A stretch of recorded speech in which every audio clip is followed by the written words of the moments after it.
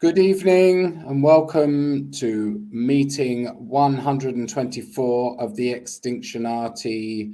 Today is November 13th, 2022. It's the end of the world as we know it, and I feel weird. What's been going on in the world today, or this past week? There's been elections in the United States of America. Europe continues on its path to economic and social collapse. I think the avalanche there, or whatever, is not going to unavalanche itself at this point. Energy crisis. I think I read something about they're trying to build the facilities to be able to import liquid natural gas from America, which has nothing to do with why certain wars and pipelines got blown up. Do we want to start off with the topic of the US election and whether it makes any difference, whether democracy in general makes any difference?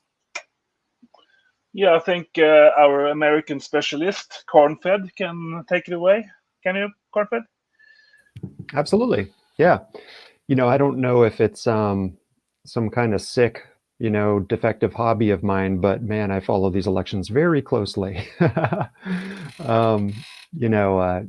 Having grown up in a political family and done a lot of politics myself, it's something of just a obscene rubbernecking fascination to watch how these things play out. The election was complicated. I think it's widely been viewed as, reported in the media as a strong rebuke of Trumpism, of Trump-endorsed candidates, and appears to signal turmoil within the Republican Party. But of course, one ought to check themselves that they don't succumb to marketing, that they don't succumb to the kind of the stories that are told by the parties, because it appears, in every way that somehow the Democrats will likely lose control of the House at this point. And in that they find a victory, which is ironic, if anyone pauses to think about it for a moment. I think as we may have discussed a bit earlier, this continues down the pathway toward just continuous election turmoil. I can think of candidates in states across the nation running for governor, running for attorneys general, positions that oversee the elections themselves, both at their local, state, and federal levels, have election deniers running for office and often winning in states across the nation. As the kind of power-focused fascistic movement in the US, at least, continues to kind of map out and seed itself into the power of bureaucracy, into the power of administering these elections across the US. Now, as far as things go, obviously, if the Republicans do win the House, that will completely hamstring the administration. President Biden will now have accomplished basically everything he possibly could, and that will be the end of it. However, if the Democrats maintain control of the House, we face a situation just like we've seen in the last 2 years of the Senate, where technically they control it, but not dissimilar from multi-party rule with proportional representation we were talking about earlier. Factions within the parties, conspire to hamstring things like Joe Manchin and Kristen Sinema, hamstringing the Build Back Better bill in league with the Republicans, although of course they have, uppercase D's by their names.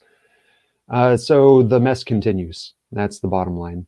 It should be, quite a spectacle. One of the big risks, I think, depending on how things go, and let me state my goals, as I think about this, as we go into a resource scenario that is terrible, my interests are to, to support any movement by the United States not to kill and destroy its neighbors in Ukraine or elsewhere. And then, burn back better, no doubt. But then also to kind of try to make our collapse and unwinding here in the United States less fascistic and terrible. prospects for both of those are probably pretty slim, in my opinion. But in this sense, it does appear that there's been some kind of tempering of the fascistic movement in the U.S., at least for now. We'll see who the House elects as its next speaker and see how Trump plays into the 2024 election. That should be fascinating. Otherwise, we just have fascism light under Biden. So is there any hope whatsoever, like even a shred of a atom's hope, that any action by these political actors, whether in the United States or elsewhere, could possibly yield a positive result, except by accident? I mean, is there any? Yeah. I mean, I've disengaged from politics as much as I can, because I can't imagine these people doing anything. So in the state, United States is collapsing as well. Yeah. To answer your question before you go on, I think when I got into this election, my hope was that if the other party could come in and kind of block the first party, then maybe America wouldn't be such a pain in the ass for people everywhere around the planet. Like in Europe, where they blow up pipelines and instigate conflict with Russia and stuff. So my hope was that if we could just get these other fascists in instead of the first fascists, maybe those relations would kind of just improve. Yeah. But, so Trump would have been better on the international side of things. Well, Trump wasn't on the ballot. Yeah, but the whatever. But the party. So what Kornfeld said, I think, is that the other fascist party coming in, they would kind of block and make things not run smoothly in the House. So maybe that's the end of sending $15 billion to Ukraine every week. What do you think? I don't know. Yeah, it's certainly possible. Like, one of the if you were to say if there's hope the election might have some positive outcome, then we have to define what it is we're hoping for, from which to weigh it against. And if you're thinking about, and this is a great topic for sure, if you're considering, the United States' projection of power and their causing turmoil around the world, yeah, I think that's a fine consideration. I think that there's a lot of, I believe that Trump's election in 2016 now, Jesus, Trump's election did throw a wrench at the U.S. military industrial complex for a time. Now that we have Biden in office and control over the Congress with the Democrats, we're not going to see any kind of slowing of the pipeline of arms to the conflict in Ukraine, for example. But, the picture's more complicated than that. It's not so simple as Trump wins, puts the U.S. in turmoil, and makes the U.S. unable to project its power. Because, of course, Trump saddled up with the Saudi Arabians, and we find war in Somalia. The crisis in Syria just blew out of proportion. Trump oversaw plenty of other destructive turmoil. It just cut in kind of a slightly different direction than this current, pressure for the U.S. military industrial complex. Because at the end of the day, the man behind the curtain are these arms contractors and, merchants of death. I mean, they call the shots. So the key thing is, it doesn't really matter who wins. They're gonna win, if it's Democrats or Republicans. Now, the way that patterns out, the way it expresses itself, is a little different between the parties, is a little different. But, we as a nation will continue to consume hydrocarbons as quickly as we can get them.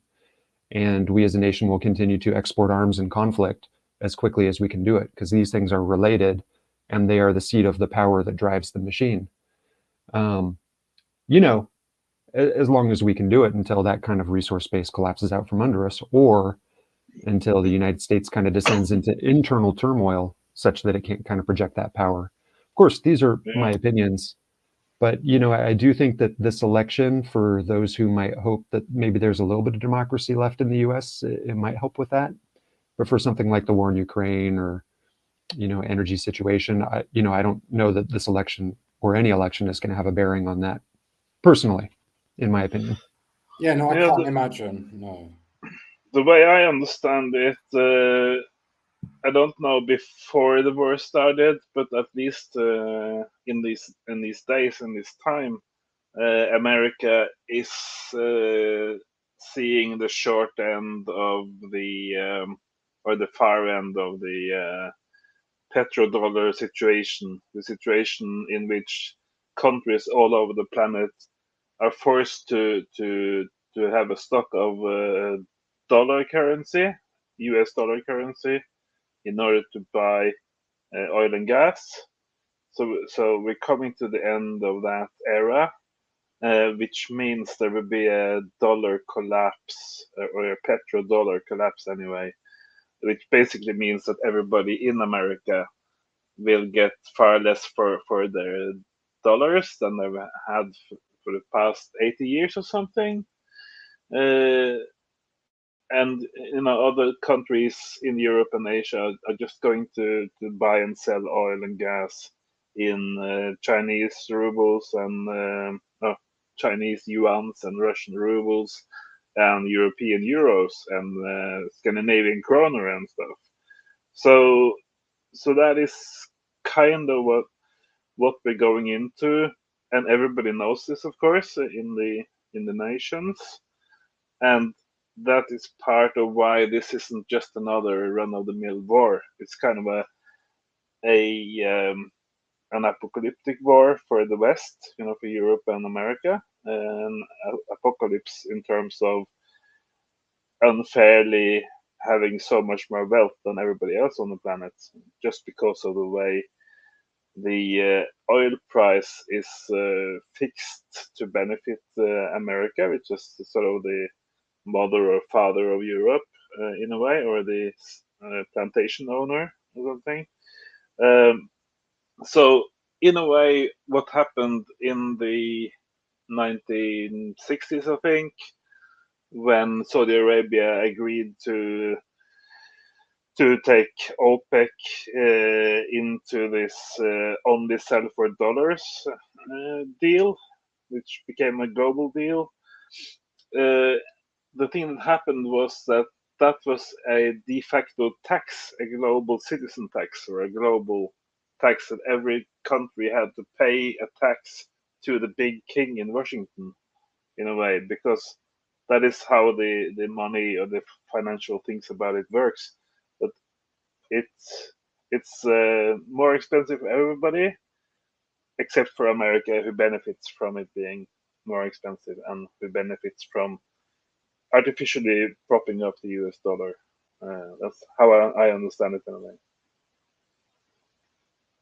Yeah, and that's well received. I think that that's spot on. But I also think that there's a dynamic that we're beginning to already see play out, which is worth noting. Because I totally agree with that analysis. But I think about Machiavelli's quote, use your money to get power and use your power to get money. And, as the US petrodollar system watches major nations like Russia and China, fly away from it, even probably Africa to some degree, this kind of sentiment can be applied in a social way, in a civilizational way, in an empire way. The United States has had wealth heaped upon its shores because of this petrodollar system. And now if the US dollar collapses, one has to wonder, what does it have left? What then remains after the United States economic might is erased? Well, all we have is the world's biggest military by a factor of 4 or 5. And so, this quite likely, if it goes the way you're going, or the way you're saying going south, it could be a very a ramp up to a very near term kind of violent situation where the U.S. is projecting power elsewhere in order to wreck the economies of those countries that are peeling away from the petrodollar system. Like the Ukraine situation, for example, the fight, over it between Russia and the U.S. It's a form of disaster capitalism where you have to destroy their own system in order to stabilize and prop up yours. And, we may see quite a bit of that, especially if we have a lot of destitute Americans looking for work in a collapsed economy, that just fuels the military and militaristic endeavors. But, the question there is if the United States will maintain its own integrity or collapse inside of itself. So, I think if the Democrats continue their position of power in the U.S., then what we'll probably see is continued increase of pressure through NATO on Russia and in China, in fact, because I kind of view Russia as being the United States' piggy bank to raid as global warming and the economy becomes worse. But if, for example, it flips the other way and Trump or even some of the other Republicans are elected, well, you have to look at every target and enemy flipping the other way, every enemy of Saudi Arabia, every enemy of Israel. The opportunity for a new war then dramatically increases. And well, that's interesting and bad in just a different way, So should be interesting. One way or the other, the United States is going to go out kicking and screaming, isn't it? And they're going to try and pillage, murder, and rape everything they can. It is our specialty. Yeah, I mean, I think that I think any empire would do the same. So it's probably, it just so happens that it's the Americans in that position at the moment. But yeah, they're going to make a horrible mess of it because when I hear about this BRICS thing and the idea that the Russians, Chinese, and various other countries are going to get together and create a competitor to the dollar and change the way oil is bought and sold. I mean, part of me, the part of me that doesn't like uncertainty wants to see that sort of thing coagulate as quickly as possible, and just to see quite how horribly the Americans are going to react and what they're going to do. But yeah, it's bonkers, isn't it? That I don't know, just the way people, and I don't know, that Europe's committing suicide to benefit American interests over this particular war that's happening at the moment, and the American public seems to be behind it. And I mean, is there any sense in the US, like apart from in the political fringes, of an awareness of, for instance, like the sums of money that the United States has given towards the proxy war versus like the complete lack of support that the government shows for its own citizens in terms of like healthcare and I don't know, whatever you might call welfare or anything like that? I mean, do people get annoyed about this sort of thing? These are great comments, Bob. One thing I just want to mention before answering your question, what's really interesting about the US is it's such a secure base. It's such an island to itself. And, it kind of reminds me of the British Empire in this way. But yeah, you're totally right. Europe is working itself into just a satellite nation or a poker chip, which is really dangerous, of course, for Europeans. But no, I don't think that there's a good backlash yet against the sums of money being shipped to Ukraine to fight Russia and elsewhere. I mean, I don't know how many hundreds of military bases we have currently in operation. If you include U.S., payment on military debt, we're spending more than half of our total coffer on the military. It's just insane. And so no, there's not a backlash given how things are going here in the U.S. yet. In fact, I think the marketing for this war in Ukraine has been, I mean, really a class act. It's been some really effective propaganda. And there's generally a lot of support for Ukraine right now. A lot of the concern. Yeah, the propaganda is amazing, and like the number impressive. of like people with like Ukrainian flags. If you look at any kind of social media or forum or whatever, related to politics or otherwise, the number of people with Ukrainian flags I'd never seen a Ukrainian flag before, 6 months ago or whenever it was. Yep. Or it feels like the war's been going on forever.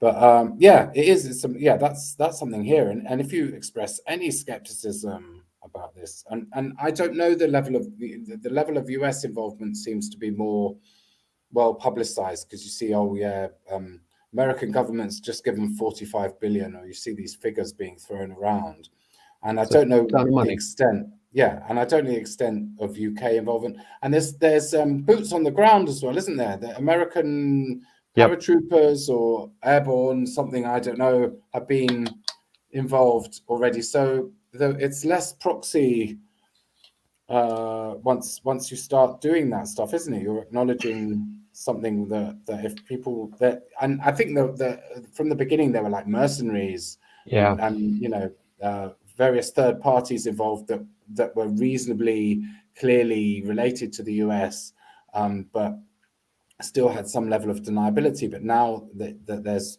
you know, actual American troops, and even when they say it's just advisors or whatever stupid terminology. Yeah. Can I just chime in about the social media, the flags, the Ukrainian flag stuff? Because when this war started, I think the go-to social media, you know, to show your position or whatever, would be Facebook, right? Because that's, everybody was discussing it, you know, back and forth, and with Scandinavia being sort of a better place in the middle, not you know, not east and not west, but the north, and we've always been sort of an ideal mix, I think, with a little bit socialism, a little bit capitalism, but not going crazy in either direction. So of course, in Norway, for instance, there are actually a lot of people who are not happy with going with the only allowed option for what flag you want to signal, and that's kind of crazy. And so I remember, because a friend of mine wanted to have a Russian flag, so I was going into you know, a bit tongue in cheek to see if I could have a Russian flag frame on my profile on Facebook. So guess what? You could only have the Ukrainian flag. It was the only one allowed, the only option. It's a bit like having a football match between the western city and the eastern city in your country, a huge cup final or something, and you're only allowed to buy supporter gear and scarves and t-shirts and stuff and flags for one of the teams. You cannot cheer for the other team or root for the other team, which is strange, because I don't think a social media platform should have a position in Ukraine versus Russia. I don't support Russia. It's just everything the West says about Russia sounds really, really hollow and really, really hypocritical, because this is what the West has been doing for 200 years. You know, invade and lord it over other countries, right? So, yeah, I don't support either of these teams, but you know, you will not be allowed to use the master's tools to destroy the master's house. I mean, the greatest product Facebook has is the opinions that it manufactures within you. You know, yeah, that's the nature of so the beast. I was just going to bring up that in you know, from a Nordic perspective, we're not, you know, from our elites, we are not allowed to have a different position than go Ukraine, you know. And the other thing which is similar is that in all of Scandinavia and the Nordic countries, from the official media and from the government, it's only one option in America as well. You cannot support the Republican Party. You can only support the Democratic Party. It's almost like Scandinavian elites are so naive that they believe that because one of the parties calls itself democratic, then they are the only democratic party, if you understand what I'm saying. We used to have in Europe, the German Democratic, what do you call it? DDR, Deutsche Demokratische Republik, the German Democratic Republic. And that was kind of the same kind of propaganda name that you put democratic in the name, so that West Germany, if we're the Democratic Republic, what does that say about West Germany? Then they must be totalitarian, right? So we're going into an era where increasingly there is only one party that we are allowed to support from afar in the war. And there's only one political party in America that is acceptable. So I heard somebody from Sweden say on the alternative video tubes this week that the Scandinavian mainstream media publicity sphere is kind of a copy of the Democratic Party sphere in America. It's we get all the angles. We see everything from the Democratic Party angle in the state-run television and radio stations and stuff, and also even in the private media. Actually, even in the private MSM, we get only the left side of the story, right?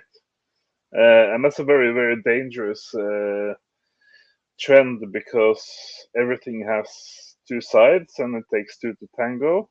And at least when I was at school, we had to be two people to dance a tango. So yeah, I think that's really scary.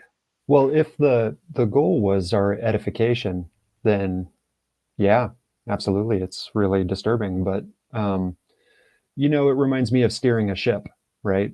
Ships take a while to turn, and if you need to turn it, sometimes you got to steer it to the left for a while. And then when the powers that be realize that, okay, we've gone to the left far enough that we've achieved our desired results, then now we need to turn the wheel back to the right for a while. And the thing is, they keep both in reserve, at least in the United States. It's not, internally within the U.S., it's not that the Democratic Party is the only, acceptable position for people to hold. The right, the Republicans are building out entire mirror systems, ecosystems of information and participation. And of course, the votes show it's neck and neck all the time. But how that translates in the media and social media is different, as you say, and clearly there's some steering, there's a hand on the rudder, but that being said, there's a lot of interesting stuff here. I think one thing, just to bring it back to the midterm elections, if the Republicans do emerge with control of the House, as Going South mentioned, they're toying with, appointing Donald Trump as the speaker, which is just, who even knows what kind of astounding trouble and turmoil that'll create. But, the key thing there is that as Congress locks up, it may slow the flow of arms and money to Ukraine, allowing Russia to kind of poise a bit of a comeback, perhaps, if the Republicans do win the House. But, it all depends on where you live and if you're going to be bombed or not, right? But it's hard to say that's going to be better, because the Republicans find a way to extort victim nations, as we saw from the Trump administration, and inflame conflicts elsewhere, as we saw in Syria, Palestine, enemies of Saudi Arabia. Other wars will erupt, or the extortion will increase for areas like Ukraine that already are in war. Does anybody have the foggiest idea what is actually happening vis-a-vis Ukraine? Sorry to interject, but do we know? Oh no, it's cloudy. I mean, it's amazing to see the the Russian military machine kind of get bogged down in the mud and blown up by anti-tank missiles. I think that they are in serious trouble. I personally, in my study of the situation, if nothing changes, it's moving just like Syria. They're going to bomb the hell out of the entire east. Yeah, because they've been. It strikes me that if the Russians, they keep talking as if, the Russians are going to be defeated, which I assume the Russians can't really be defeated in any absolute sense, as in if the worst comes to the worst, they go home with their tail between their legs, having lost a few billion. And So what's happened in Syria is that the so-called Western powers caused a civil war that might have been ended quickly by the repressive government, caused that war to go on for a much longer period of time, and now has sort of become almost a fixed component of that society. And so I'm assuming that the involvement of whoever, US and other entities, Britain and so on, has created a situation where Russia, instead of going in and sort of seizing whatever territory they wanted to, is going to be in a situation where they're now having to destroy the infrastructure of Ukraine one step at a time before they go home with their tail between their legs, potentially. Is that a possible scenario? Oh yeah, that's perfectly my read. I mean, I think if anyone studies shock capitalism, disaster capitalism, and the way these things work, Ukraine is a prize. It's a fragile prize. And Russia attempted to secure it without damaging it too much. But the bottom line is if they can't have it, well, they don't want anyone else to have it either. So they'll destroy it as they leave. Yeah, and and it's just nothing. It's just a gratuitous destruction of a country, and I do sort of I don't have any. I don't support Russia. I don't know enough about Russia, but it's obviously another, just another fucking country run by a psychopath, like all the other countries I'm aware of. But it does seem that like the US, NATO, or whatever have caused an unpleasant scenario to be catastrophic. And insofar as they've sort of dragged Europe into destroying its own economy, which again I'm sort of in favor of, because nobody wants to cut back on their energy consumption, and so Europe's now drastically going to cut back on their energy consumption, and then there's not even the pretense that they've got any plan B, which is hilarious to me. But it is a sort of wanton destruction, which I'm categorizing as the US kind of sort of flailing about as it's going down the toilet itself, and you're just going to take everybody with it. And similarly, it looks like the Russians, will go, oh fuck it, we've tried to not cause any damage, because there's what's the interest in damaging Ukraine unless you have a building company, I guess. But they're going to just like completely shit the place up, aren't they? And that's nothing to do with the Ukrainians themselves. And the idiot ruler has, I guess, I don't know if the guy has any agency really. It looks like he's helped to facilitate this, but maybe he's just like a powerless individual caught in the game, and there's nothing he can do. I don't know. Oh yeah, I mean it's my take. He's a ping pong ball. He's just kind of stuck in the middle, selling himself and his country to anyone who might help preserve it, which is a terrible position to be in. But I think that's a lot of us. But yeah, I don't know how things exactly went in Syria, but I'd estimate the country was decimated. It's probably a quarter of its old GDP, in weird ways to measure these things. And it's through that destruction that demand is created. So I mean, if Europe is going to fall into an energy lull, this unpleasant situations might spread, especially with internal turmoil. That's something I would be worried about. I don't know the situation in Europe so well, though. Neither do I. I would like to say, change the topic slightly. I would like to say something about fascism in extension of last week's topic, about for Europe, because I think it's pretty interesting that we have a situation where this what do you call him, a philosopher or writer, this David Icke character, where he has been banned from visiting 26 countries, which is basically every country in Europe, including Greenland and the Faroe Islands. I think it's an interesting point that from one perspective, for instance, my perspective, it is fascism to deny an old guy of 60 years or something, 60, 70 years, deny him to visit, his kids in Europe, deny him to go on a writing tour when he's launched a new book, and launch, to help promote his book in Berlin and Amsterdam and Paris and stuff. I think it's fascism to based on something he's written,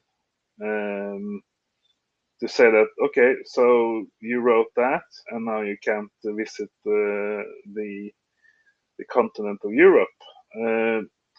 So the other side of the coin, of course, is what we also discussed last week. That is the claim from the other side is that, okay, you wrote these words, so that means you're a fascist, because some people on the fascist side used one or two of these words in their books. So clearly using those words in another book 100 years later, that makes you a fascist. I think we're ready to conclude in this debate, really, because I think the latter team here have a really, really weak argument, and what you're doing in real actions today, this week and last week, is that you are being a fucking fascist. You are the one who is banning speech. You are the one who says that, okay, you can write your stuff, but you're not allowed to leave your house, basically, if you go on writing words one word after the other and with a period sign after a sentence and stuff. So, anyone? Yeah, I mean, I think the default setting of modern civilization is fascism, and I'm probably repeating myself because I say this all the time, and I'm one of those sort of caricature people who's called everything fascism all the time. I've overused the word since I was a teenager, and it's all fascism. It's fascists all the way down. And the thing is, it's the general public, I think, as well. And while I sort of, I'm pretty certain that there's a deep state and there's all these shadowy forces, as like, for instance, Corn-Fed talking about the real power in the United States being, military industrial corporations or whatever. The real power in this country might be connected to aristocracy, whatever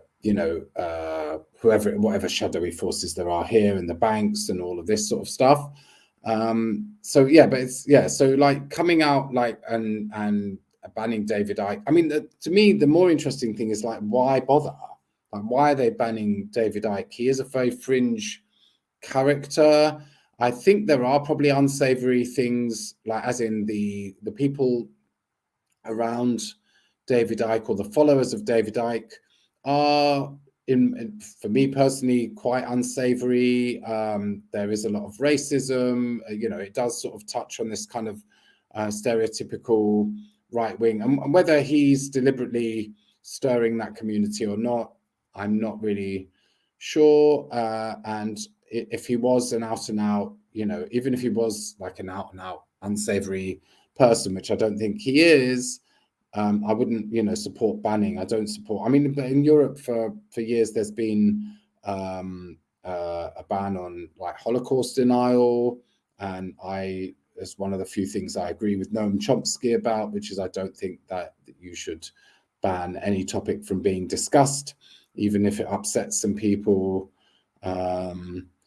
But yeah, basically, try and wrap that up. It's all fascists, and the fact that the fascists are taking their gloves off now, it doesn't mean that there weren't fascists already. And back in the days of the Labour Party being in government in this country, they were a bunch of fascists. They were looking to introduce authoritarian measures all the time. They were involved in privatizing. They were involved in the increasing of the surveillance state and limiting civil rights and so on and so forth.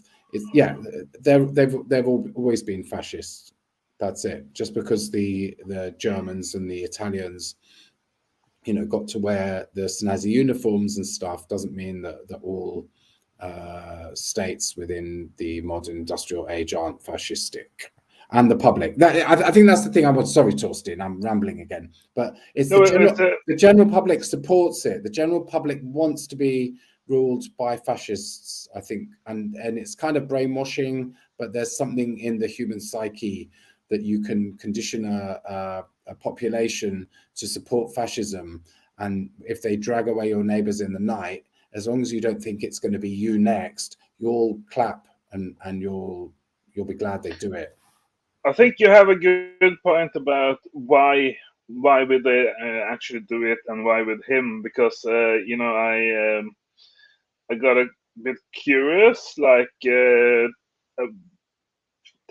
million other European guys. I got curious about who is this guy that they wanted to block from all of Europe, and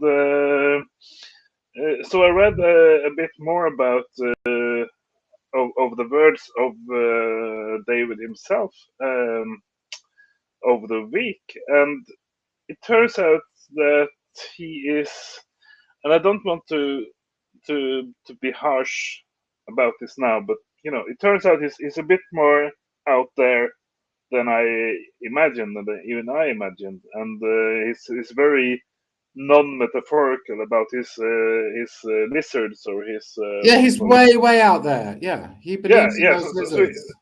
So he's like, oh, there are some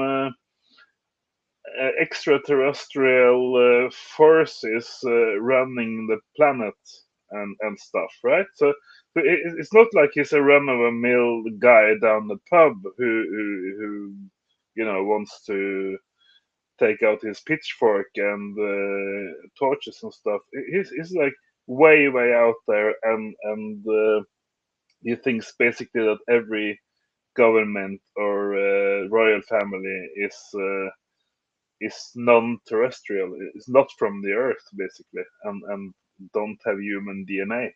So it's kind of strange to say that, okay, so you're this clown over here, or I would say philosopher or fiction writer or whatever. Maybe even call it religious, and we have freedom of religion in Europe. So I don't really see why we should be like these neo-Nazi policemen or Gestapos and say that, okay, we don't agree 100% with you, so we ban you for 2 years from visiting the continent. I don't really get that from that perspective, but I really think that I got the right answer last week, because I said that the reason I did it is because they are scared shitless about him coming down to the continental part of Europe and further instigating revolt against the governments, the European Commission, and the whole power structure in Europe, because they have been pissing on people for 2 years now, almost 3 years, with COVID restrictions and lockdowns, and telling farmers in Holland to stop farming. Yeah, they're very afraid, I think. Can we, okay, if we can, and if Cornfed doesn't mind, maybe chipping in on this as well, because I find this fascinating, and I didn't realize, GS, that you weren't quite aware of how wacko David Icke's ideas are, and that he's, as I say, I still take him as a sort of a philosopher come sort of fantasy, along the level of a Tolkien, but sort of he's blurring the lines between the artistic and the literal, I suppose. But if you say go on his website and look at the social media, or whatever, the forum as it used to be known, of people discussing his followers discussing their stuff, there's a lot of it's not my kind of people, should we put it that way. I don't like at all. It does draw a contingent of very, what I would regard as sort of right-wing, unsavory, again, people, whatever. But considering it's the contingent of people that have been written off as conspiracy theory people, and I think of sort of David Icke again, potentially, or there's some people who say that he's like a honeypot who's there to sort of try and attract people who have strange thoughts, and who want to consider the possibilities of, say, 9/11. You create, there's a possibility they create a figure like David Icke, or they encourage a figure like David Icke to exist, so that all the people who are skeptical about events like that can be easily labeled or tarred with the same brush. So if David Icke says that the 9/11 type of event didn't happen as described by the United States security apparatus, then, you're just like that David Icke, right? And so you've created a figure like that in order to then even apply to more moderate people that David Icke thing. You're a nutcase. And this is what I've experienced through my life, because while I don't think I subscribe to like really extreme ideas, or I don't think I subscribe to anything that wacky, but until very recently, my position in terms of my understanding of like climate change and the role of industrial civilization in the destruction of the ecosystem has been one of those wacky things. You're one of those wacky tree hugging hippie people, and piss off. And so David Icke, insofar as he has that sort of role, is why would they then do this? Like, why ban? And I get the idea, GS, that there's a certain fear that maybe is he possibly in a role that could become a bit messianic in terms of like the anti-vax movement, which again is a sort of, I'm not sure what I think of that, but the people, or the anti-vax movement obviously being a negative label to apply to people who are skeptical about the anti-virus measures in society the last few years. Is there a worry in Europe to the extent that David Icke could somehow be a cohering factor that would bring that contingent of society into a position where they might threaten the power of the political establishment or something like this? Am I making any sense? As in, I can't even begin to imagine that David Icke represents a real threat to the power structure, because he is the very epitome of, if you follow this guy, you're some sort of a nutcase. So does anybody think that do you really think that there's a possibility he could somehow contribute to undermining the power structure of the European aristocracy, or whatever we could call it? Yes, because he's been working through his life. He's been working in TV media. He's been media trained, and he has a position. He's known from a short stint in the Green Party. He's worked for the BBC and stuff, and Funnily, isn't he a climate denier now? He has had meetings with thousands and thousands of people. And basically, I'm saying he's a speaker. He's a good speaker, right? And that doesn't mean that you're saying correct things. It just means that you are familiar with speaking, you're okay with speaking, and people who listen to you basically enjoy listening to you. Have you watched any of his presentations, any of his shows? Yeah, I have actually, but far less than you guys living in Britain have, because we didn't have anything but Norwegian TV for like the first 15 years of my life. No, but have you watched like any of his, like, he does these shows? Yeah, at Wembley Arena? I've seen some of his Oxford and Cambridge stuff and stuff. Yeah. But that's many years ago. But my point is that he is dangerous because, and it's kind of strange because he has this woo stuff, right? Where these energy fields are all around us, and why do I get exhausted from running up this hill when there's really no hill? He's totally on that level, which I with my Scandinavian background, I would say, man, you need to come down to earth. You need to, feel the earth and relax, man, and have a joint or whatever, because that stuff doesn't make sense. So the thing is, he has this otherworldly. He's sort of seen through the physical time space continuum and all that stuff, and at the same time, he has pieced together some pieces about how our immediate system works, which I think is kind of strange, because if you're sort of denying a hill in front of you, the hill you've been walking up for the past hour, if you deny that, or say it's not a hill, guys, it doesn't exist. So if you're there, I don't really understand how he can understand the political system on an entire continent that well. So, but he is dangerous because he has done that, and not everybody does that. Very few people actually try to do that, to understand sort of the entire money, political, royal leadership, whatever. So he's dangerous because of that. But I also want to say that the mere fact that he has this denying the physical reality at the same time as analyzing the society, that would lead me in the direction of saying that he is some kind of,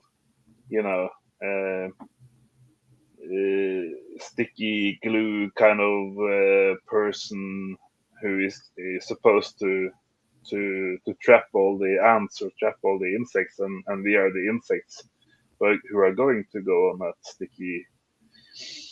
What happens when it's trap. All insects?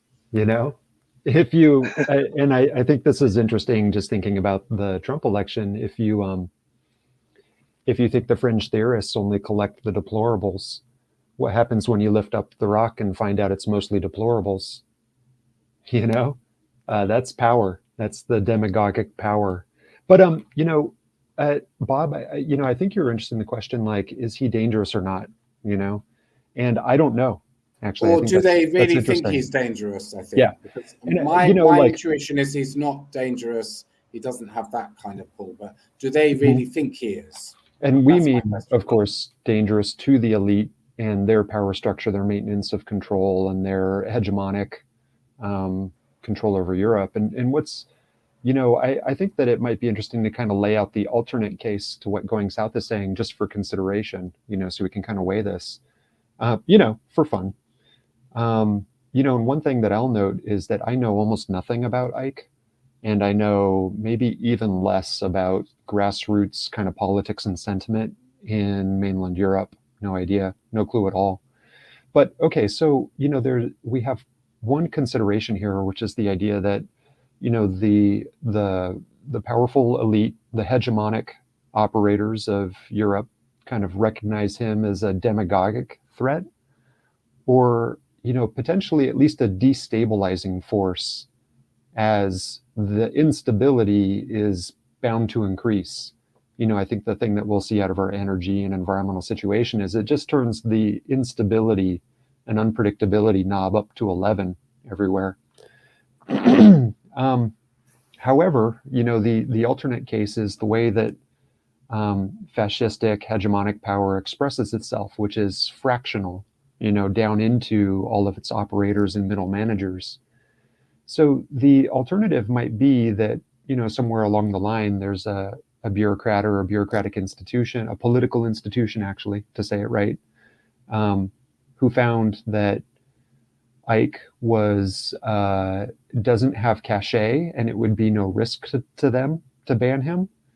And they're hearing from people who do have cachet, who do have power over that political or bureaucratic figure, who want to ban him.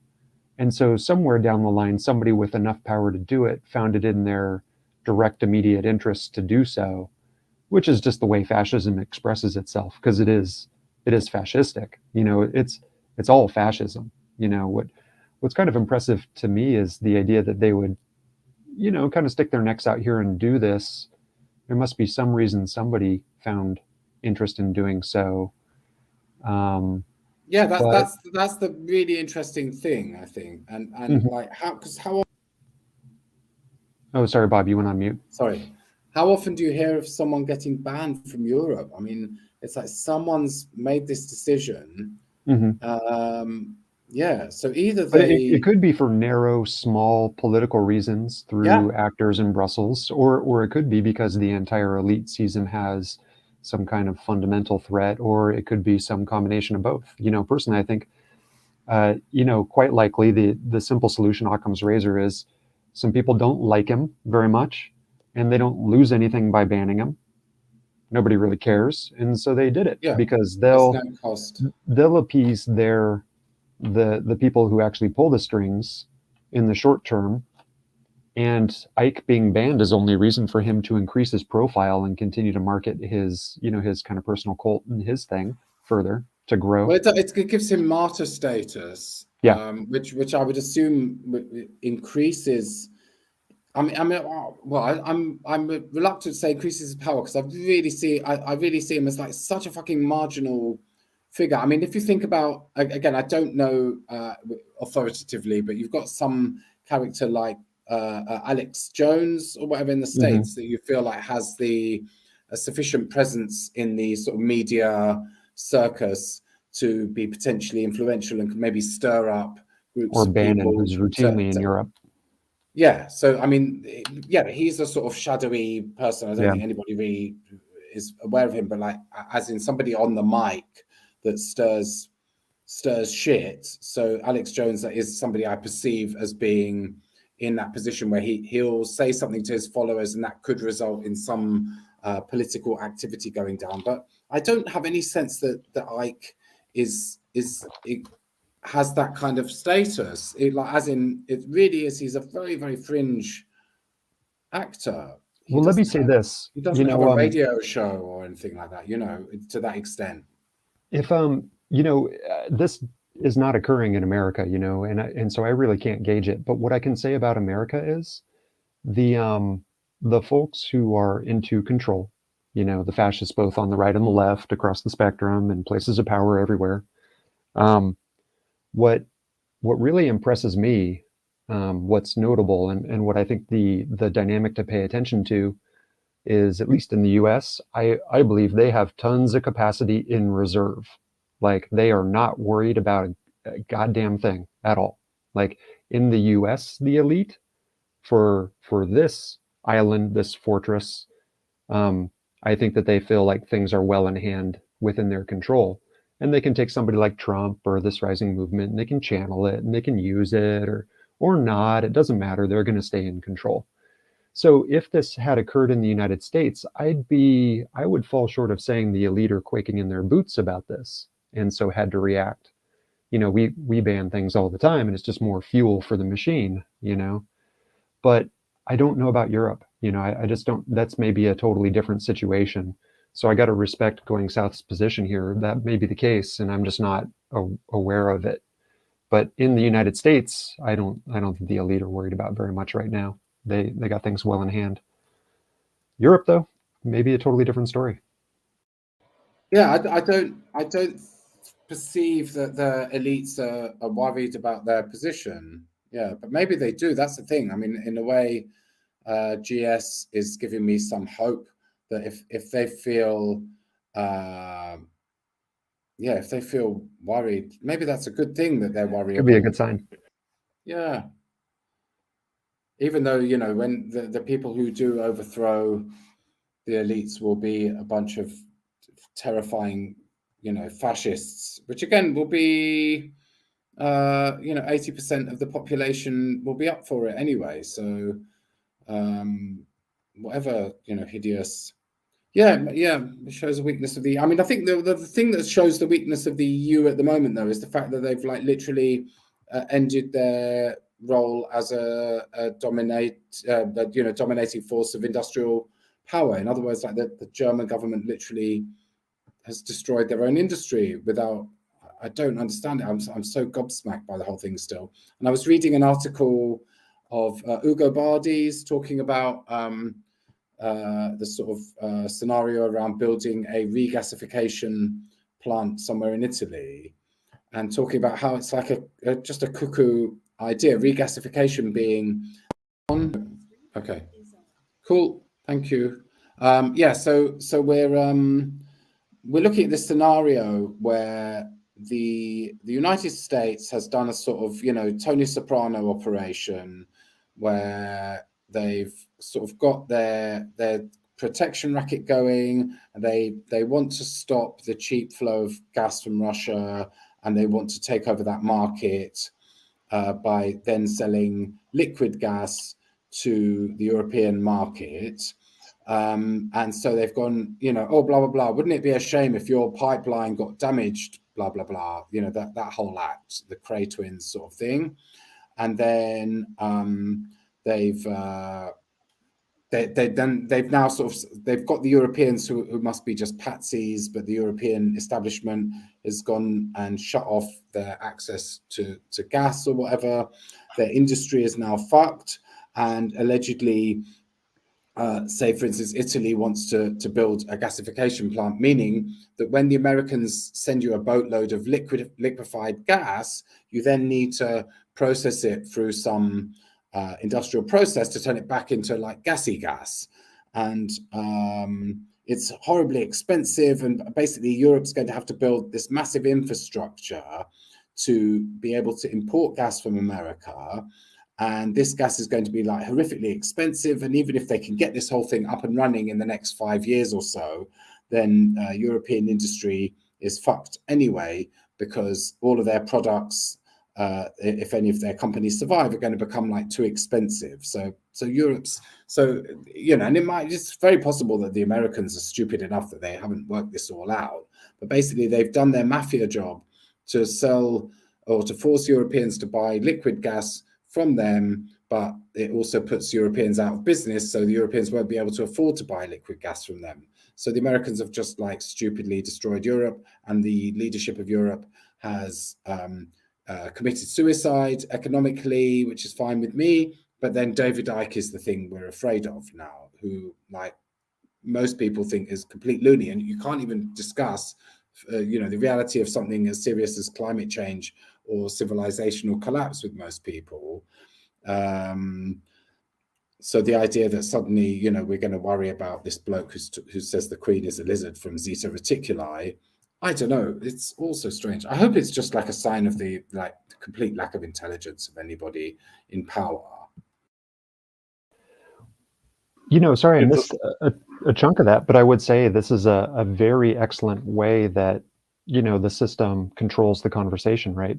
Like you're saying, there's, by squelching it, you create a backlash, which is just as useful as seeding the messages that you would like to have, propagate. It's you control it from both the reaping and the sowing, of the message. Yeah, that's very plausible. But yeah, it might be that the fact that they're directing their energy towards this, though, is still smacks of desperation in a way. But maybe that's just wishful thinking. Well, the way a fascistic, hegemony would work is, they get enough people to be interested in banning it, so they ban it, and then they wait and see if a backlash comes. If they need to reverse it, they'll reverse it. It's evolutionary in this regard. I think it's hard for me to see that this really matters, but maybe it does, because this kind of demagogic influence is on the rise. I just don't know. Again, don't know Europe. Yeah, we'll have to write it off as one of those mysteries and see what happens with whether it evolves into something interesting or not, I guess. In the meantime, I hope everybody goes out and buys a David Icke book to drive themselves potty with or entertain themselves or whatever. No, I mean, I don't know. I don't know if one of his books would be worth reading, even, to be honest. You raised LNG, which is just such a fascinating subject. I remember watching the massive, nationwide campaign to create LNG export terminals, imports both in the Pacific and the Atlantic or the Gulf, here in America, and was involved in opposing some of those. It was amazing to see that gather capital and marketing and then political power. And they flooded the zone in their creation of LNG export terminals. Probably only a quarter or a third of the proposed ones ever got permitted and built, but that's all they were aiming for in the first place. So there were dozens of proposed LNG terminals, proposed across the American coasts to export that fracked natural gas over to Europe. But in destroying our market, this LNG is going to become more valuable if there's a terminal. Of course, all the bankers and entrepreneurs, in air quotes, are going to make out handsomely no matter how it goes. But, America is a vampire on Europe. Of course, we're a vampire on everyone we interact with, as how empire goes. And so I'm just wondering what's left to take from Europe, before letting it collapse into oblivion. Similar Europe to the doesn't US, have we've anything, lost our does it? manufacturing. Yeah, you gave it away. That's the thing. We gave it away. We sent it to China, or I didn't have anything to do with it. So Europe's out of oil and gas to raid. I don't know how much appreciable manufacturing there is. I don't know what's left for the US military bases to protect that we can still cart off and haul away. I just don't know. There's Italian cars, isn't there? And there's Germans make cars and gadgets. I know the Germans make some good gadgets. Yeah.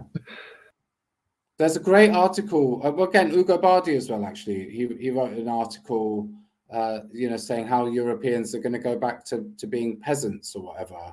And I think, okay, that's fine. And again, there's a karmic rightfulness, as you say, the Europeans, they started it, the Americans are just picking up where the fucking British Empire left off or whatever. It's all the same assholes, isn't it? We deserve to get a kicking, we deserve it. The we is interesting. I always feel like, people low to the ground are just as much subject to this kind of mess as people elsewhere. But yeah, I mean, as a nation, we're well off. I mean, please get me off this topic if I go somewhere that's like boring or not appropriate or whatever. But this is a very interesting, or you're stimulating a sort of thought about how whether the sort of participation of the hoi polloi, the general public or whatever, is contributing, or whether we are just mindless. I'm one of these people who's never seen myself as part of we, but insofar as I have to acknowledge that I am part of the faceless masses. Are the faceless masses culpable, or do we as individuals bear responsibility? Are we in some way psychically or materially supporting these ruling forces, the ruling class or whatever? And it brings to mind this sort of the idea, and again, I didn't grow up in England. I'm not well schooled in the history of this country really, but it's always struck me, and it was recently Armistice Day or whatever, where we remember the heroes that died in the war. and you'll hear people going on about my grandfather fought for this country to save us from Hitler, and blah blah blah. My grandfather believed in freedom and went to fight in the trenches. My great grandfather died at the Somme defending this, freedom and democracy or whatever, some shit like this. And it always struck me, and again, apologies if this touches a nerve with somebody, but it always struck me that your grandfather was just another one of the sort of sheep that went along with the peer pressure scenario of the day, and everybody went, yeah, we've got to go and beat Hitler, and the peer pressure is just strong enough to make people go off and die for some stupid reason. And it's am I asking the question the right way? Are we sort of culpable as a we in what happens, or are we all just being dragged along with these currents? Is that a question, GS? Should we die for the Green King? Not should we, no, but are we even consciously acting? Well, Bob, like, I as think in, both can the be true working all at class. once. Yeah. So maybe. on it's a on mix. the YouTube chat, we've been talking a little bit about Greta writing a letter to Uncle Ted, to Ted Kaczynski in prison, and I don't know a lot about it, but I think the other question about Greta, if she hasn't done already, at some point she will obviously have to meet with the Green King. So, any thoughts about that?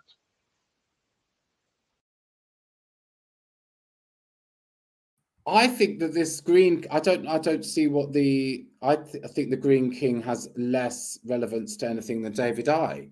Someone will have to explain to me. And the idea that because Charles Windsor said something once about the environment, that he has any interest in the subject is bizarre to me. I'm actively hostile towards I'm hostile towards even like referring to someone as a king. I'm hostile towards the idea of allowing somebody to call themselves Sir something. And I find that people who are on the sort of outskirts of the political, people who are critical of the political system, who still talk about Sir something, it's just a joke. I think it's pathetic. You're invoking a magic spell that's designed to abuse you. And so I refuse to recognize the K word in relation to Charles Windsor. I don't understand whether this man has any kind of role or, power beyond being just some rich bloke. So yeah, sorry, I've digressed, haven't I? But yeah, Greta's yeah, I just don't know. I don't know what all these characters are about. Like, what is Greta about anyway? What do we think about Greta? And I mean, I suppose it's interesting that she talked to Uncle Ted. Is it? I think she's published a book called The Climate Book that she didn't write. I haven't looked too much into it, but it's it's some kind of compendium, I guess. And then she's also gone out with some harsh attacks on capitalism. So I'm not sure if she has a good alternative ready. She's kind of going in the left woke direction, I think. So more than she did 3 years ago. And now she's 19 and she's going to college, and she's sort of being socialized into the of course in Sweden very very woke way of thinking. So now we have to solve not only climate, we have to solve climate, poverty, racial relations, north-south divides, of course gender, sexual stuff, and everything has to be solved at once because in the Swedish left kind of thinking, one thing cannot be more important than another thing because that's unfair and that's fascism or racism or whatever. So if let's say that the roads are more slippery in northern Sweden than in southern Sweden where they don't have snow, then that's a question that they have to solve before they start working on climate. So that's kind of the new Greta. She's more like a catch-all Greta. She's very, very anxious and worried about 1,000 different things now, I think. Yeah. So, yeah. But the system subsumes everything that comes into contact with it. So you like that you cannot be presented to the sort of mass media without eventually turning into a sort of mushy, high fructose corn syrup kind of product. I'm just looking at the reviews of this book, right? And first of all, this book is highly recommended by writers in New Scientist, The Times, The Independent, The Guardian, The Herald, The Telegraph, right? The Telegraph likes this book and thinks it's essential. And what was I noticing here? And some moron here called Moran, a lady called Caitlin Moran of The Times, says it should be a bookcase staple like Stephen Hawking's A Brief History of Time or Noah Harari's Sapiens. So if anybody could make me think that something is not worth the time to even read any more about it, it's that. But I suppose I shouldn't let the Times influence me for better or for ill. No, but I think they are kind of the Green King and Greta. They are kind of positioning themselves, or have been positioning to fight on the same but battlefield, on the same team. Where is he? Where's Windsor? I never see him or hear anything. I haven't seen him write in the paper or gone on the telly. So is No, he... I did a little search. I did a little search. So he's as I said, he is lying low when it comes to climate now in the first months, and I think he won't be the Green King for real until January or after Christmas, I think. But do you actually think he's going to come out and go all like, oh yeah, we have to like he's throw away the Land Rover? He's full frontal nudity greenness, I think, and the first big speech he's gonna have to hold is for New Year's Eve. That is the traditional King's speech, right? No, that's Christmas Day. You mean the Queen's speech on Christmas Day? Okay. Is that the thing? In Norway, it's on New Year's Day because the Prime Minister talks on Christmas. Okay, all right. Yeah.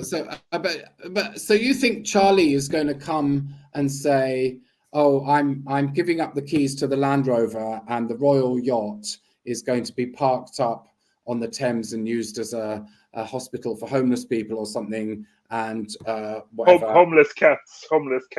Yeah, and then he's going to declare, that the Duchy of Cornwall is going to become, whatever sort of like agrarian permaculture based thing. Is that it? Is that what's going to happen? Well, anyway, my point was that Greta and the Green King are on the same what do you call that team? Army. Yeah. What is that? What is that team? No, that team is sort of the VEF. I'm not sure Greta knows it herself, but she's kind of being socialized into that team. Okay. Yeah. Increasingly. She's sucked into because it's like. Yeah, but obviously, as soon as she appeared before those like world leaders and stuff and did that, oh, you're disgusting, you should be ashamed of yourself. The fact that they sort of put her up on the stage there and gone, oh yeah, jolly, jolly, bravo, bravo. You knew that was like, that's how they eat you, isn't it? That's like, yeah.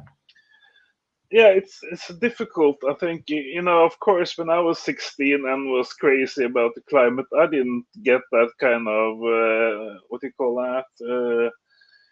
when the wind is blowing your way. I didn't get that kind of support or propping up from anyone, maybe except for my mother. So I'm thinking it's difficult to sort of stand in that kind of favorable wind and not be changed by it. So I think she as a person would probably profit from meeting more opposition and being condemned more, like David Icke, for instance, has been condemned for many decades. So I think without sort of strong icy wind in your face, which you should have had and which everybody else had 30 years ago, fighting the same struggle, then she's bound to sort of being socialized into the general Green Party, World Economic Forum, blah blah blah bullshit, right? Yeah, because that's how they knew to you, isn't it? That's how they take your power by bringing you into the family, and they take you to the, whatever exclusive club or whatever, and give you a cigar and a bowl of lobster bisque, whatever that is. And so yes, we hear you. We take your concerns seriously. Guys!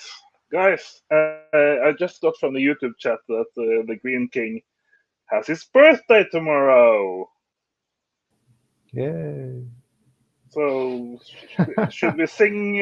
What is? Does anyone know the words of the royal song, or should we just pass it quietly? What's the royal song? Is that Death to the royal King? Song? Yeah, anarchy for the UK. Isn't it? That's my favorite royal song. Anarchist. Yeah, I don't know. I don't know any other songs. Well, I think one thing that's interesting here with Greta, I'm not going to conjecture about her personal opinions or thoughts or anything, but there's definitely a movement being actively created here, right? Just like there's a movement in opposition to this being actively created all the time. The New York Times and everyone endorses her book because they want people to buy it, because they want people to accept these opinions and thoughts, and they want to funnel money from those book sales into the creation of this movement. She's up, speaking at the UN and COP and all this at the invitation of the wealthy and the powerful. Her access to power, publishing and exposure is through these channels, through the channels controlled by the powerful. And so, it'll be interesting to the degree she comes out and says, if she brings her pitchfork to the next meeting. I don't know. It doesn't matter, because the pitchfork will be blunted by, the charming whatever. That's the thing. Like Yep. when you bring your pitchfork and someone goes, there you are. I've been waiting for you with your pitchfork. Here's some hay for you to throw around or whatever. And that's one of the funny things is that, of course, she's seeing the intersectionality of all these issues and jumping on, like Going South was saying with a kind of left woke thing, which I mean is not wrong, but is to be interesting if she ever learns about cults of personality and the disproportionate nature of her position and privilege in the system as well. It might be interesting to see how that is responded to. Yes.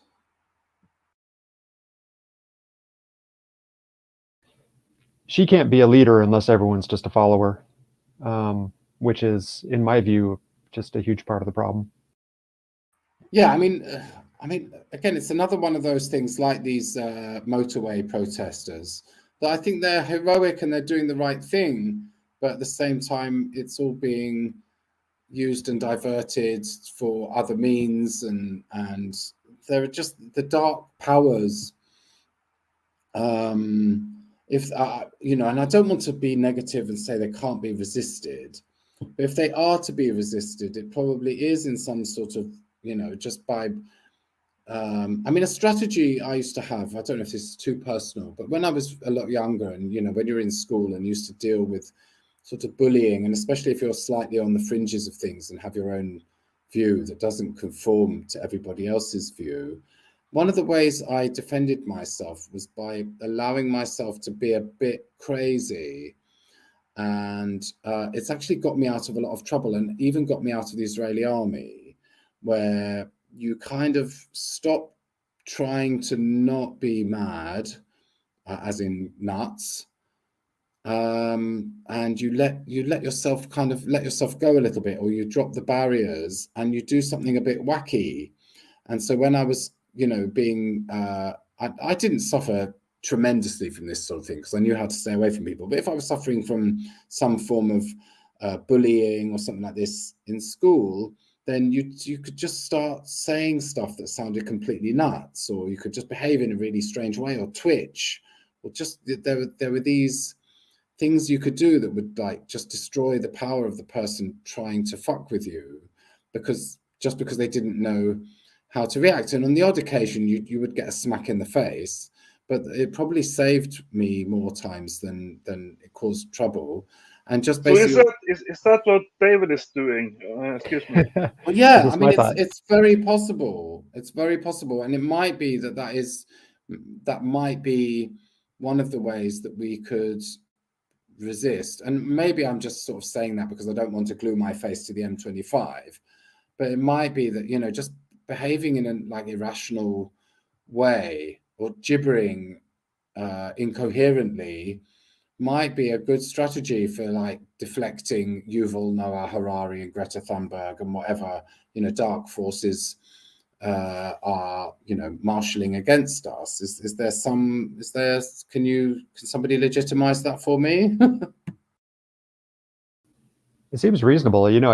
I think, like going Southside, it would be funny if Ike is working through analogy and doing exactly that.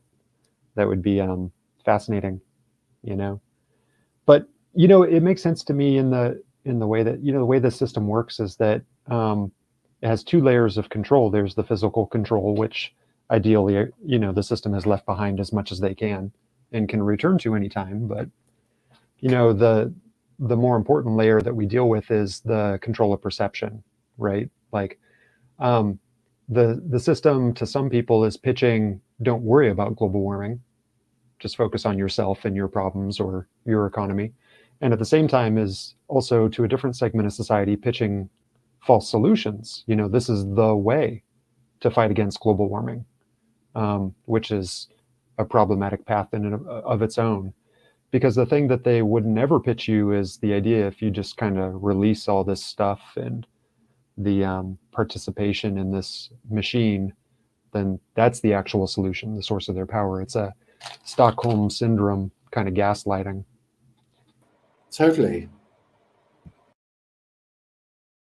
So acting irrational, in the face of this rationality and rational system, yeah, seems appropriate to me.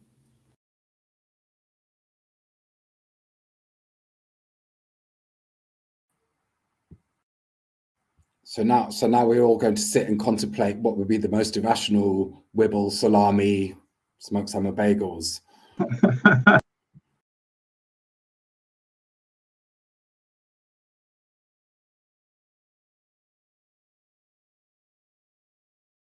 Yeah, I suppose, it's now it sort of brings me back to the sort of last few meetings that we had with His Lordship before he left us, which was sort of descended into, well, not descended actually, it rose in my mind. I enjoyed the intensity where we got into the woo-woo and the magic stuff.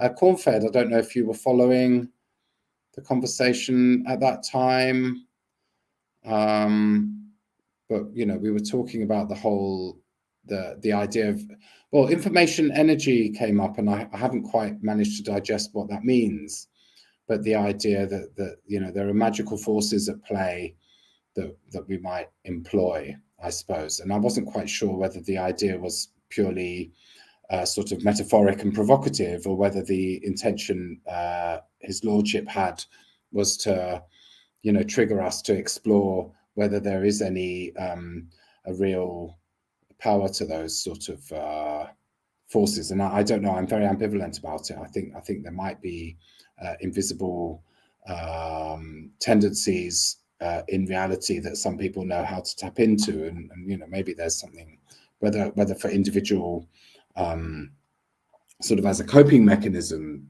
or as an actual force. There is a lot of narratives, and again, this is what David Icke is saying, that the elites, one way or another, they understand magic, they understand the dark power of the mind, and of using your intention to influence reality. And maybe that's metaphoric, or maybe there is a literal truth to that. I really don't know. But maybe that sort of taps into one sort of thing. And so someone like Greta, again, very heroically has, stood up and said something that people don't want to hear. And the solution to her building popularity has been to go, oh yes, we're listening to you. We're very interested in what you have to say. We're going to put you on this platform, and we're going to sit around you and nod and clap and take it very seriously. And that's how we're going to destroy your power. And maybe there are other ways to have a power that doesn't make sense to anyone. Yeah, I think, I haven't watched all the videos yet. I'm working through them. I got to be honest, but I've been really interested in this idea of magic lately. Not, any concept could be understood in so many different ways. And so I don't think it's the way I was taught to think of that. I was trained in science, spent a lot of time in science, and I love this little phrase that I learned about my transition, because I went through some experiences that kind of showed me the inspirational ability of art, and how this kind of mysterious magic of perception and imagination can really move people. And it's just that, a scientist told me that we're made of atoms, but then a little birdie told me that we're made of stories. And so, I don't know what Ike's trying to do. This is interesting. I think what Greta's trying to do is very much within the channels and confines of a certain sort of power that already exists, at least so far. But perhaps that would evolve. I don't know. I think that there's an allure to people going off grid and bucking the system and living like wild animals. And I think that is something that's been around for a long time and has potential to catch fire as well. I just don't know. Interesting question. That would be a very compelling thing if there was. Again, it's one of the things, like I was saying before, about one of my stock responses to, like, what would you do with the political system, which is, well, I just randomly replace all the people in power with normal people. This idea of, like, whether going off grid, I don't know, but the idea of just like fucking stopping doing anything, which again is not a novel idea. I didn't come up with the thought, I don't think, or well, maybe I did, but lots of other people did as well. And again, maybe that's being a bit wacky, just like, okay, and I'm not flippantly saying everybody can do this, but like, if it became a thing to, if not go to the forest, because the forest in this country anyway is owned. I think in America there's probably more places somebody could literally go off grid and live in a tent if they want to, whereas in England there's literally no square meter of space that's public. I think that you could just go, no, maybe there's somewhere, but yeah, just stop, fucking stop. Just stop oil, as the right says in England. Well, that's the problem, because when you've articulated what it is you should stop, that's now you've created a thing where you then get subsumed into the game, right? But if you just stop,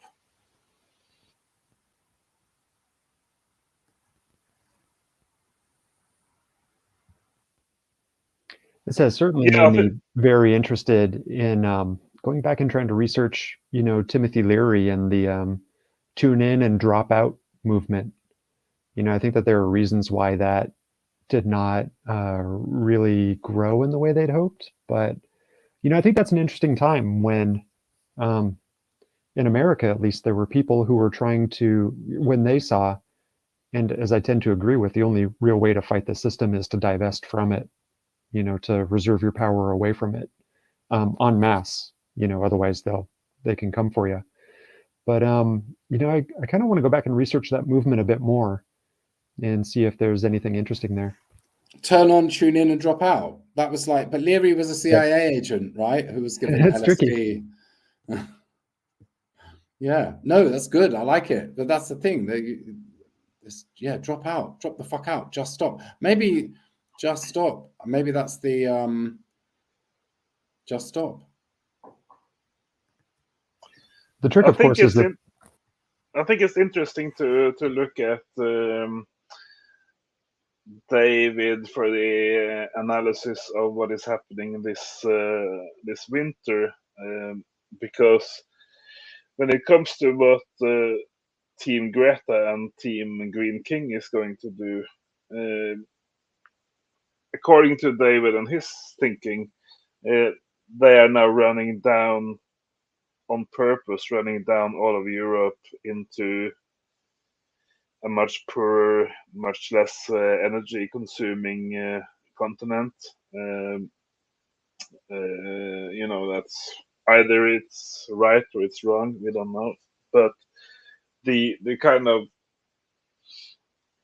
World Economic Forum strain of greenness or of climate activism is maybe most likely also in encompassing or involving the war that is going on, because these players are playing on the big chessboard. I don't know. Does anyone want to comment on that? If you understood what I was saying.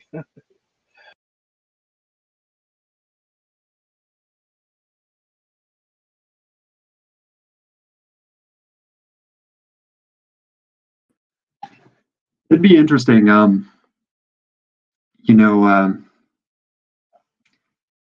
Europe is going to have to reduce its consumption one way or another just because of environmental constraints.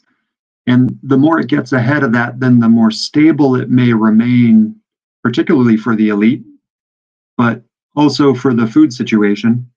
These are dynamics burning the candle at both ends simultaneously. So yeah, it may be that they're in a race to cut energy consumption because that creates a slightly more stable future for those with a little bit of wealth. I mean, that's reasonable, but it's all a mess. I mean, it's all going to hit a big crunch one way or the other. It's just a question of how bad it'll crunch.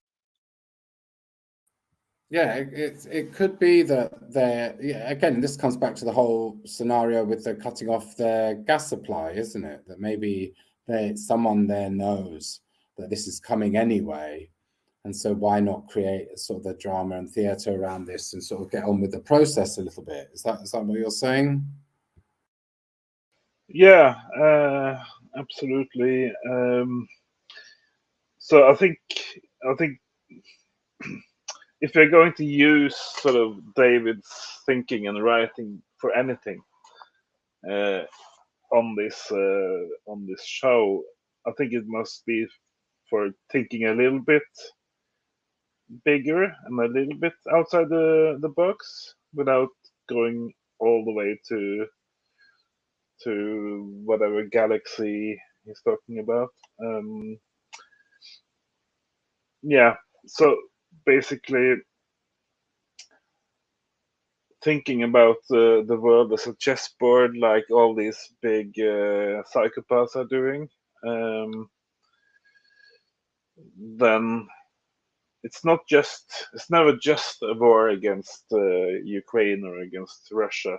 It's always thinking many steps ahead, and I think we can even be sure that the people who are planning now, they're also planning for a collapse, even though their government won't admit that we are heading for a climate collapse. So I think it's interesting what Cornfield says about them maybe trying to manage a collapse, a soft landing collapse. I think there were some thinkers within the foresight department of the European Union. That is people who are paid by the European Union to think and philosophize about the future of business and life in Europe. And they were sort of very into the virus thing. They thought the coronavirus was a fantastic thing because it immediately told everyone to not drive and fly and basically, sit in lockdown and be happy. Yeah, so I think at least according to David, we have to think about the COVID-19 thing, the pandemic, as a planned piece on the board, a part of the control apps. It doesn't have to be true, but it's in order to just try to think a little bit bigger about what is going on, we should at least keep the door open.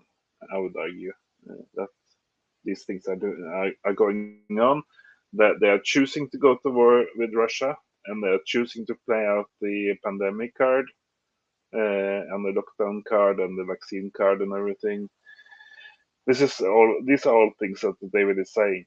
So, and I don't, yeah, we don't have to sort of falsify or verify. I think we should just have it as a possible thing that the psychopath elites are actually up to, and knowing how little they care about regular people in their countries, young people dying from the fucking vaccine and stuff, which is more and more coming out now in even the mainstream publications. I think we should at least consider that these things are a part of the situation for the managed collapse from the World Economic Forum in is it Geneva? Yeah, in Geneva. Thanks. I find it, yeah, that's one area that I find Ike's narrative to be maybe even more implausible than the possibility that we're being ruled by lizards from Zeta Reticuli, is the possibility that these people are planning and executing all this stuff with any sort of conscious intelligence. Yeah, I struggle and I'm trying to work out sometimes if I would be more comforted to know that everything was controlled according to this like masterful plan ever since 1765 or whatever it's supposed to be. But yeah, I don't know. I think it's opportunism and stuff, but yeah, we don't know, do we, what's going on? But I'm guessing that the COVID escape from a lab by accident, and what followed from there is sort of like a bunch of idiots confusedly not knowing what to do and who to trust, reacting to a situation, and then sort of creating opportunities from that to implement their authoritarianism and so on, and again take the gloves off and so on. Yeah, maybe I don't know. Maybe I'm comforted to think that they don't know what they're doing and that it's all chaos. Yeah, but it was also developed and funded by accident. So if we're going to go with the naive view, then also the funding from America to the that's not accidental, is it? China. Because they definitely. So then the funding via the EcoHealth Alliance would be an accident, and then the gain of function development of a different virus Well, do you have to? would also be an accident, and I don't think all of these are accidents. No. That's, but I mean, do you have to sort of join that in that way, or can you sort of go, yeah, well, we know that they're fucking about with bioweapons because they'd like to be able to kill everybody for shits and giggles, but do we think that they released it on purpose in order to set this whole chain of events in place? But otherwise, China would have passed USA as the biggest economy in 2020. That if you read the papers in late 2019, it said that during the first half of 2020, China will pass America and will forever be the biggest economy on the planet. And so some people in America didn't want that, and what can we do? Oh, okay, oh, yeah, so they deliberately let it out. Yeah. Okay. Oh, no, yeah, we we have this gain of function thing going. Maybe we should talk to our guys in Wuhan. Yeah. Maybe they didn't even need to talk to anybody. They just sent psychic vibes. But yeah, because no, okay, yeah. But again, like in terms of like, there's still a kind of anybody somewhere, doesn't necessitate there being like a massive power structure behind something like that. It only means that like somebody with the influence in the American authority structure could have done that. I.e., there might have been factions that weren't in on it, or it might not be a kind of one world. I guess what I'm thinking about is like there's sort of the narrative of, there's one world, new world order or something, and that there's some like very unified plan and group behind everything. So that like the WF is part of a greater scheme, and it's all coordinated. Whereas, yes, the Americans can release the virus into the world, or someone within the establishment can do that without it necessarily being coordinated by some sort of like master plan. Yeah, I react pretty strongly against kind of the very careful and detailed conscious planning, hypothesis. Not that there aren't plans or people consider plans often, but, I think the way these things tend to work from the perspective of the elite, not that I would know, but from my study, you never let a good emergency go to waste. You know that research into solutions to make money by curing viruses goes hand in hand with research into how to make viruses more viral. Of course, there's there's conjecture that this would be to slow down China, but man, USA got walloped by their own creation if that was true. And plenty of people made money off of that as well. It's all these things are all true all at once in different ways simultaneously. And I think that these elite survive and perpetuate by, winning the day rather than a long-term detailed plan that must go exactly this way or that way. It is kind of, in an evolutionary way, maintain control, which, I don't know, doesn't bode very well. Sorry. Okay, what's happening?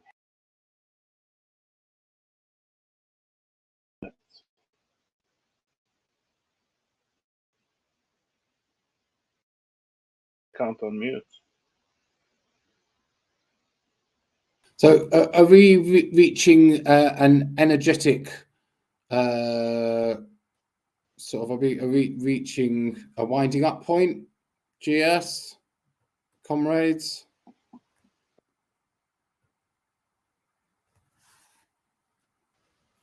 What the fuck?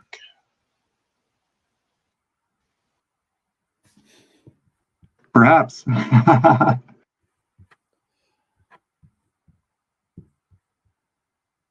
Yes, has GS lost the plot now? GS, are you still with us?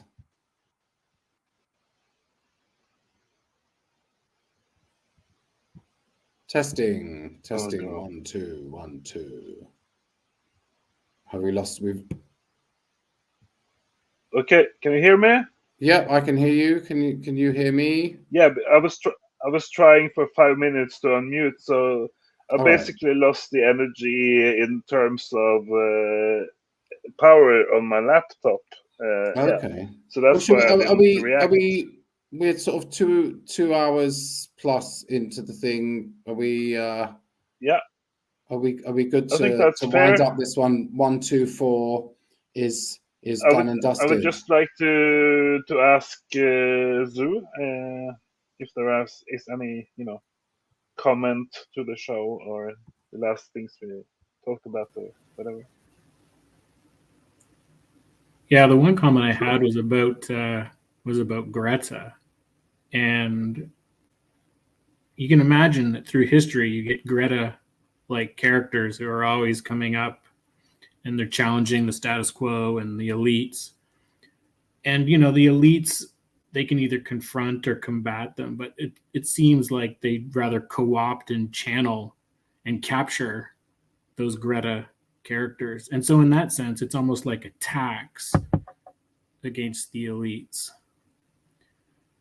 Anyways, I kind of wonder, as collapse accelerates, will it be harder and harder to pay that tax?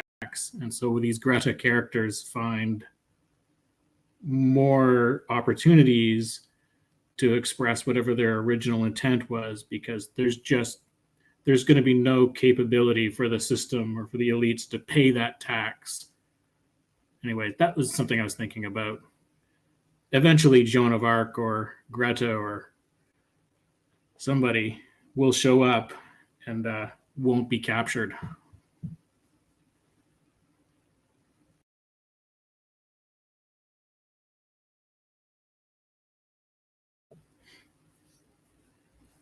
Everything will be captured.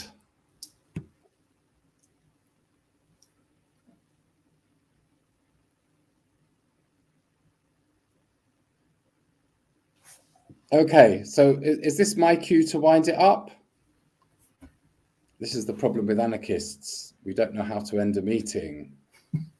I'm going to take the initiative. Yes, thank you, GS. Okay, well, this therefore brings to the close meeting 124.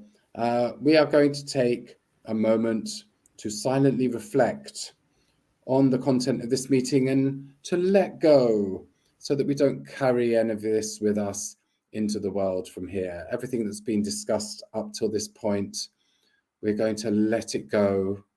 We're not going to push it away, but we're not going to hold it to us either. We're just going to let it go.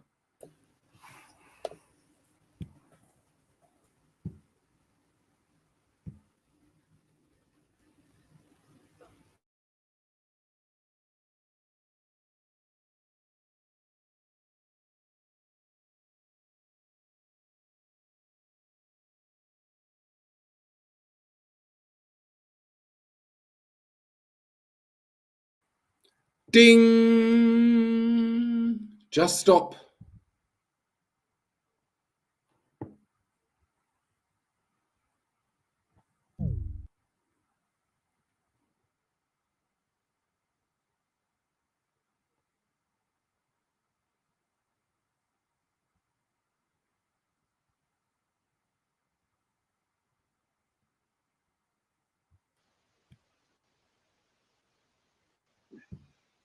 It's easy